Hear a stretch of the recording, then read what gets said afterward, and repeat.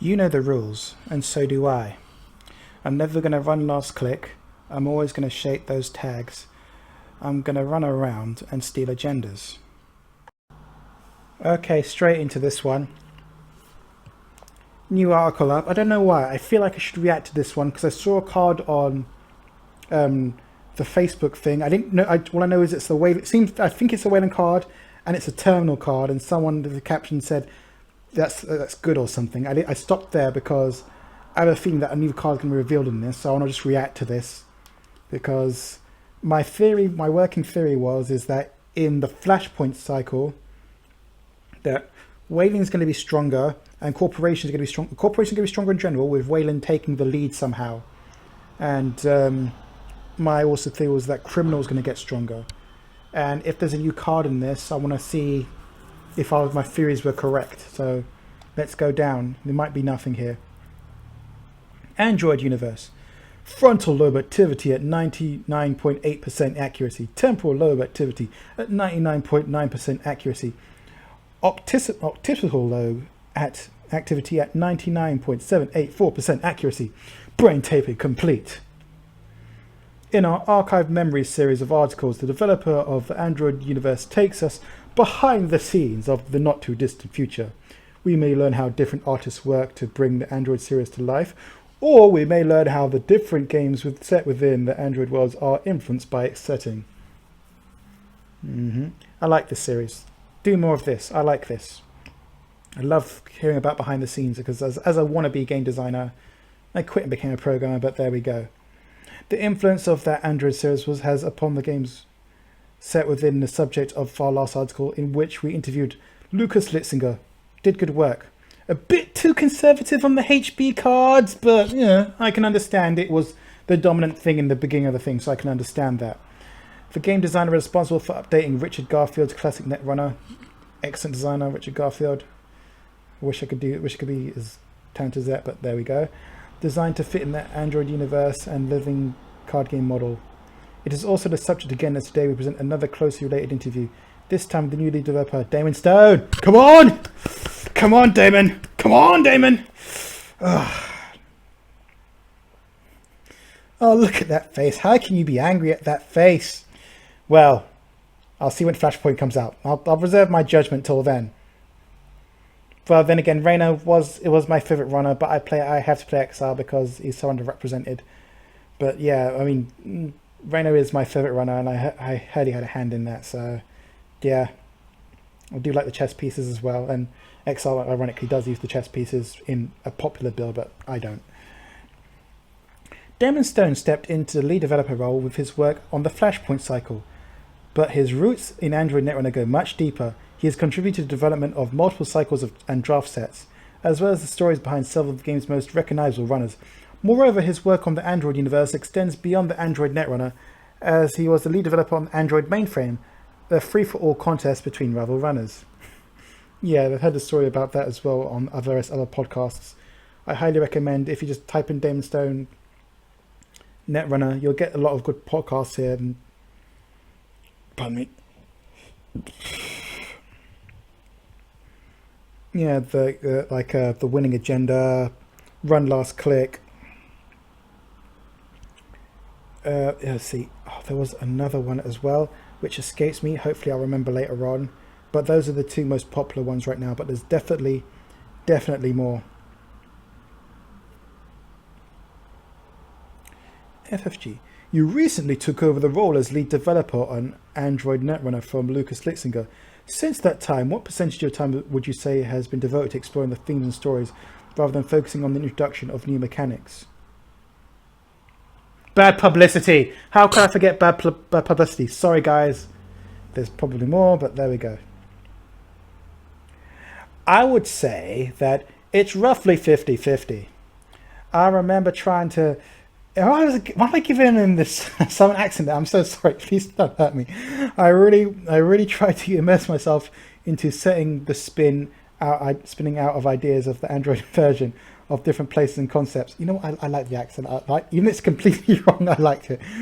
Places and concepts might be, and how they would impact society. The specific mechanics for cards and frequencies suggest themselves from that point. Can you share an example? One example is Polana Foods.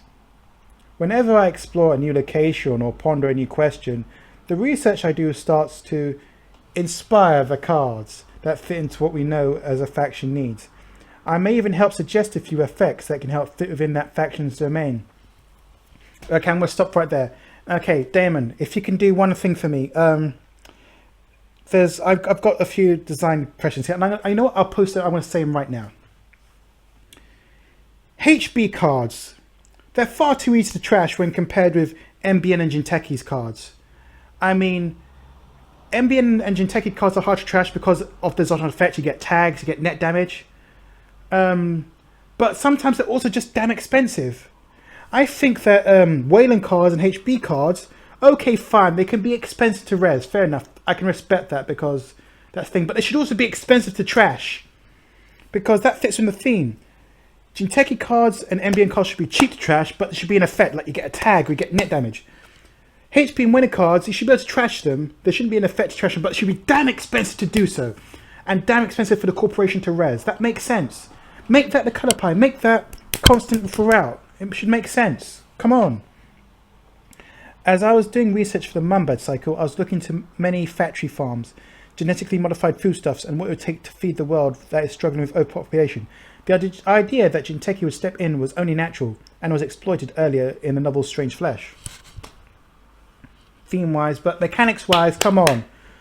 High cost to res, like 3 credits to res, at least 5 minimum to trash. Come on, make it so. Also, the idea of not all division and subsidiaries, corporations are out to get the small was something that Lucas and I were clear on very early in the creation of the game and expansions. So a Jinteki division that was essentially creating superfoods to feed not just the Indian Union, but significant portions of Asia and the Middle East was exactly what was needed. Especially when a division was doing the work cleanly and humanely. Without it, untold millions would starve. The question then was how to explore that identity. How then answer the present itself. I really think I need a drink. If I was able to, I should have had a drink by now, but there we go. Gain a credit the first time each turn that the runner gained a card. It symbolizes Polana's ability to make a profit whenever the runners feed their hands to keep themselves healthy. The idea then led to a few other cards where Polana fed the runner, and in many cases overfed the runner. It sounds like Polana Foods start off with the theme, but you mentioned there are plenty of cards that start with the faction's mechanical needs. When a card design starts with such a mechanical need, how do you end up deciding what should be themed? I mean, why does Jinteki get the hard to trash thing like in IG? That should definitely be a HD thing, or that should be a Wayland thing, because they built it to last. They're a construction company, they build things to last. I don't understand why Jinteki has that feature, but there we go. Usually it's the case that the mechanics themselves suggest something.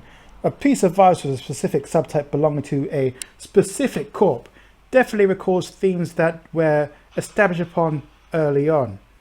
Something that provides money or cards or some form of information the runner may gain is frequently going to end up as a job or a connection resource, but even there, the different runner factions have certain types that tend to favor over others. So many Shaper cards may get a program that does something while others get a hardware with a similar type or of effect. Each distinguished and themed in their own ways. And of course, that is where researching into subject comes in handy. If the cycle takes a place in New Angeles, things will be presented differently than cards get set in Sansan. Oh wow. Oh wow, when is this card art going to be used? That's sick. That's so sick. And it's going to be Jinteki cards I can't use because I'm a custom Buttix player. Oh, come on. Why don't I get the cool art? Why is it always Jinteki in it? Why is it always Jinteki? Okay, MBN gets lucky sometimes, but you know, there's only so much influence I have. I have more than most, but still. To that end, how important it is that an overarching story or set of terms or design of an to that end, how important is the overarching story or setting of a set in terms of design of an individual card? I wouldn't say that there are any individual cards that rely on the setting, but it's more like pointillism. Each card helps create an image, donating a bit of colour, which when viewed in context with all the other cards gives you a feel of a piece of the Android universe. Yeah, ever since the Sand cycle, I can really feel that, and it's been a good thing. I mean, I'm glad we've gotten past the drips and drabs we used to get. What would you say are the Android stories and themes that interested you the most? The themes that interested the most ones that explore the question of what is human? What is being made of flesh and blood? Do clones really qualify despite Jinteki's instance they are merely biological machines, consisting of proprietary chains of DNA? Is it our brains? What would it mean that biology's minds are modeled of the inputs of humans' minds that count? Is it how we treat each other, our instincts for social organization and group defensive labor? Well, I always like to think of it as a question of mechanics myself, even though I'm not the primary designer. For example, tags. Tags are not necessarily guaranteed, but a tag is going to happen somewhere along the lines in MBN. Jinteki net damage is definitely going to happen somewhere along the line. And you feel like you're being pressured somehow by the loss of your resources.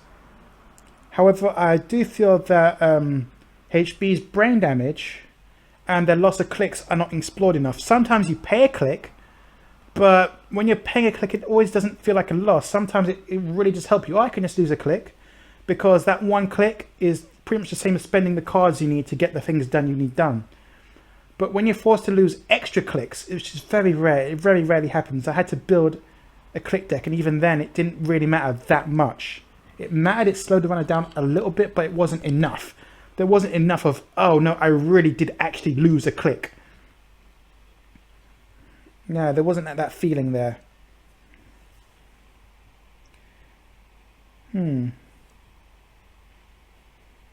These are stories I find compelling, and you can find some threads of those questions at the heart of most stories I tell through Android Netrunner designs. You talk about telling stories throughout the Android Netrunner.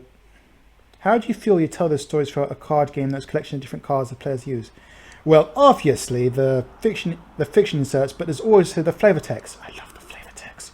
Even the art belief it creates, the artists help a world that have repeating characters and not situations gives rise to a glimpse of a bigger tale. I'm never gonna have this card art, man. I want it to buy. I want it on a mat, and I want to frame it. Seriously, I want to frame this.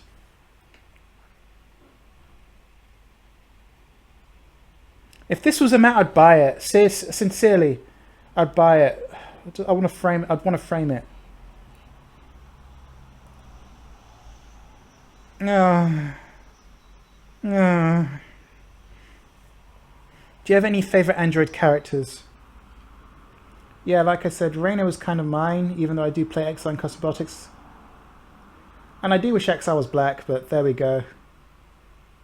Because I like Exile because like he's in love with Nisei and whatnot, and he's like kicked out of college, and that resonates with me. It just resonates with me, but there we go. Victoria Jenkins, Reina Roja, and Nero 7. Yeah, I like Reina Roja. Victoria Jenkins, I don't see enough of her in enough cards. Nero 7's cool though. Hopefully we get more Victoria Jenkins. I love the idea that Victoria rose from a small local news program to the heights of running an NBN. I love that she is engaged in internal power struggle with the president of the board. See, now, I didn't really get that much, but I hope we get to see more of it. She runs the multi-planet conglomerate with such style and grace that no one knows that one slip could mean the death of her career. And because this is Android, it is totally possible to mean her literal death. Ooh. Next cycle. Death of a Titan. Oh, just mess up MBN. Just like make a card that because like if the corporation plays it, Asteroid Pilot script just doesn't work. It's like they lose all power counters on cards. and it's like all initiative type things cost. It's like it goes to Scoria as an agenda point worth 3, but because of this one agenda, all other agendas are worth -1, and like you can't use Astra scripts and whatnot. But it's such a good card that you have to really think about it. Reina Roja is an elite special ops warrior who realized the government she pledged herself to wasn't calling the shots that the corps were. Now she fights the corps with a skin suit and the skills of the US government gave her. The very same skills the corps had tried to exploit her for own profit. And Nero, his story is complicated and hidden within the shadows. That the Indian Union's premier info broker has a hidden past with deep secrets few even guess at. Just creates a fascinating character. Yeah, I agree. I like the inserts. I'm reading it right. All 3 are led and flawed characters struggling to define themselves in a world where you can rewrite your genetic code, but where the human ties that bind are every bit as tight as ever. That which does not act as expected cannot be controlled. You cannot be quantified and seen as a threat. These are 3 fights against that, while at the same time profiting from, are so much grey. Okay, last question. With the Android mainframe and Flashpoint cycle, you've taken an interesting step towards unifying the Android universe, using the defining event as one game to spark a revolution of another. Can you offer any hints as to how we may see the Android Netrunner done from the materials from the future? The Android games really all do take place in the same world. Noise and Caprice first appear as playable characters in Android, making them both important characters to Android Netrunner, show links between the games. Both Rin and Victoria appear in novellas. Oh, Victoria! Oh yeah, she must be in Monitor. Oh, I'm gonna buy those. I'm poor, but I'm gonna buy those because I love reading the books. You can definitely expect to see the other characters and Netrunner make appearances in the world of Android properties. All these appearances help you gain a great insight into their personalities. Yeah, see, look, it's down here. Look, this stock buyback. I'm gonna read that card. The Android universe is an amazing rich setting. If you're a fan of it, there are more exciting things over the horizon, including a new take on a murder mystery that was once one of the original conceits of the Android board game. Thanks, Damon. Look forward to it. So do I.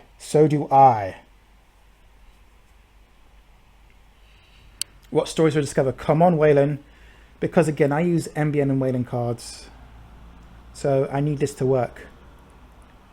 Okay, what's Influence Festival 2? Influence. Okay, I didn't see what the card was. Yeah, so that means I can include it. All I know is it's terminal typed. It's a transaction. Ooh, okay.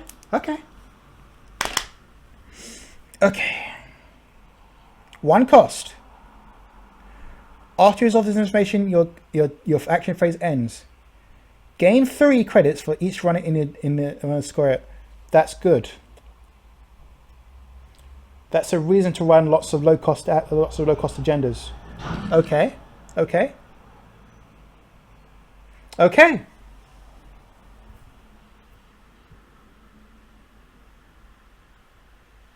Stock dropping is bad.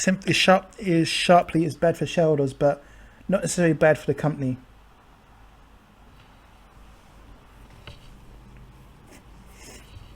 So, I play this last click.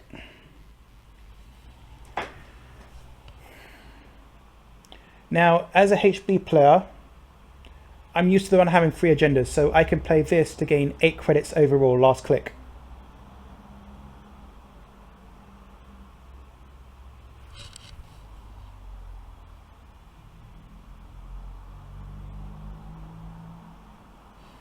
If I include a corporate news team, hopefully the runner won't sell it. You can get some more agendas in there, and I've done that build before. So it's possible to get some real money out of this. This I could see myself playing. This is the kind of stuff that Waylon needs, because Jinteki's got 2 clicks for like 10 plus credits with Celebrity Gift. That's too easy to get money. It's far too easy to get that much money. I mean, Waylon's got to advance stuff with the other stuff, and they got to rely on the ability. And MBN gets essentially a second hedge fund with Sweets Week. This is the kind of stuff that Waylon needs, and HB needs as well. I mean, HB's operations are too conditional. You have to end the run, but in this version, that's an early card, and after that it's gone. You can't use it again. MBN's cards, Jinteki's cards, you can always use them. Uh, Wayland's cards, it's too conditional. You have to install advanced and get to use it. I mean, they've got the thing, the one cost that adds 3 counters to it now. They can res the card and do it now, but that's a 2-card combo there. This is more the design space you need to explore here, and I'm thankful for it. Thank you for opening this up. Noise, Caprice, Nisi, Victoria Jenkins, Reno O'Hara, Nero 7. An Android Netrunner universe is full of rich characters and sophisticated. Hello, Derek! Do you believe, like Damon, that bringing them together in your games, it's discovering untold stories, is part of your appreciation of the game's cyber struggles? Yes, I do. I do believe that. Rooted in your appreciation for the depth of themes? Yes, I love that. I love when they cross over. Is the new transport ISIL operations plus its temple operations? Yeah, it does. It does, because as I said, if you look at my thing, I came up with this card ages ago, like operations that do something like traps, because in Techie you've got snare. Even MBN have got cards that you access that stuff happens. Wayland has Space Camp. HB don't have nothing like that I've seen. So I thought I'm having an operation, a card that you can't trash, going along with their theme that they're untrashable. Like that, I thought that. But if you've got anything so you can trash it, fair enough. As long as they can make them lose clicks mid-run, as long as they're afraid to access, because they're not afraid to access custom Baltics. They're not afraid of that. Yeah, bring the trashable cards. Yeah, they do offer a richer experience. You'll find yourself back in your engines with a chance to land critical aid to people you love and support. When the new engine's economy plunges into chaos, what will you do? I'm going to fight back. That's what I'm going to do. Okay. So, you know what? Full webcam for this. Very happy with this. I'm glad they should like more of this. FFG, more of this. I like this. I like being able to react to this, and I like knowing what's coming. You don't have to give it to all of us like through the draft packs. That's fine, but having this discussion, cool. Thank you very much, and goodbye.